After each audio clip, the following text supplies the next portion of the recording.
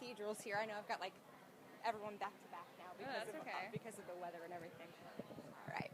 This is Jackie, and I'm here with your all-access interview with Cathedrals on day 4 of a very muggy Firefly Festival.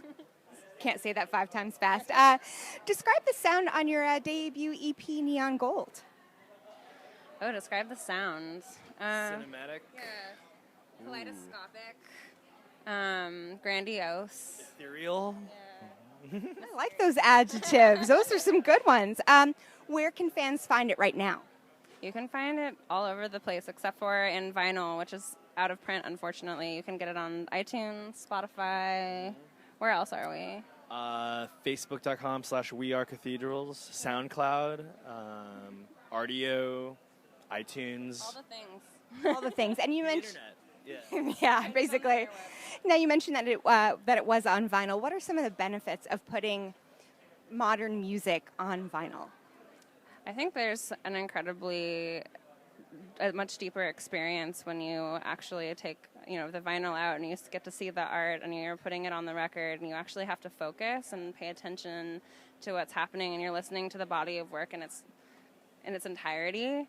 And the fact that you have to flip it is kind of annoying to some people, but I love it because it kind of forces you to stay present with it the whole time from start to finish. Yeah, I think one of the biggest ironies of living in the internet era where we have so much available to us on demand is that we have a much more limited attention span, and something about having vinyl is, for me at least, is one of the few times I've actually been able to listen to a whole piece of work, body of work, from start to finish. Yeah, it's tangible, and there's just a warmer sound to it, I think. Better. It also just sounds better. It looks great on your coffee table. It impresses. Is there one song on Neon Gold that you would say best represents your overall sound, that if you wanted new fans to listen to sort of get a little glimpse of you guys, that you want to make sure they hear? I would say we have a couple songs. I would say, for me, I think I'm a fan of Unbound, which is the first song we put out. It's a little bit darker, a little bit moodier, but we're very eclectic sonically, and we can't put our entire sound, our entire band to one song. I think the second song that we released, if you want to talk about that one, Harlem. Yeah, Harlem is it's a great song for the summer. It's a dancey, bouncy track. It's also very complex, lots of vocal stacking. Johnny and I built the song out of a jam. Where basically we got in the studio and he had the skeleton of a beat, and we just riffed and eventually started to kind of stacking harmony parts and eventually just pulled our favorites and arranged it, and it became Harlem. Very fun. I like Harlem, like daytime at a festival or on the beach, and I like Unbound, like driving at night.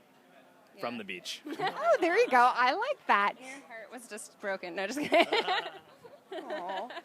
Now, you guys are pretty stylish. It's hard to be stylish and keep things together during a festival, especially with this weather. But how does your style sort of come into play for your overall image? I think, I don't know if it's something that we consciously think about in terms of what our overall image is. I think as artists, we're always looking to express ourselves, and a lot of what we do, whether through music or even through the band name or through the clothes we wear, is a unified aesthetic across all of the things that we do and make, and what we wear just happens to be part of that. I think a lot of what we try to do musically is create music that's classic, that you can strip down into an acoustic version of the song, and it's still a song that you would want to listen to and that still has lasting effect. And I think that's always kind of been the way that I've approached fashion is, classic and I guess not universal, but the word classic really stands out. I like that. And we like black a lot, which is not very helpful in this weather. not the most festival friendly color, I will give you that. Tell me about some of the other festivals you've recently played.